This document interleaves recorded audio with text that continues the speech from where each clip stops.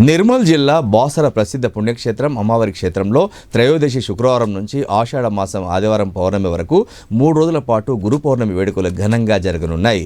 అమ్మవారిని దర్శించుకునేందుకు తెలంగాణ, ఆంధ్రప్రదేశ్, మహారాష్ట్ర నుంచి భక్తులు తరలిరానున్నారు. గురు పౌర్ణమి వేడుకల సందర్భంగా మొదటి రోజు క్రోధీనామ సంవత్సరం త్రయోదశి రోజు అంగరంగ వైభవంగా పూజలు ప్రారంభమయ్యాయి. వేకోజామున శ్రీ జ్ఞాన సరస్వతి, మహాలక్ష్మి, మహాకాళి అమ్మవార్లకు విశేష అభిషేకం అర్చకులు ఘనంగా నిర్వహించారు.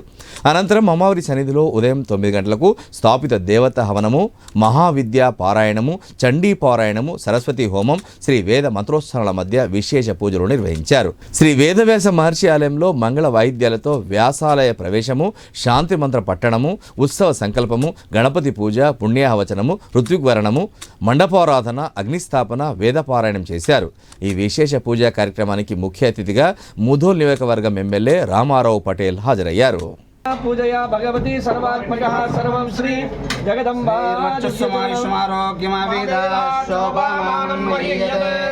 ధాన్యం ధనం వశం బహుపత్ర లాభం శతసం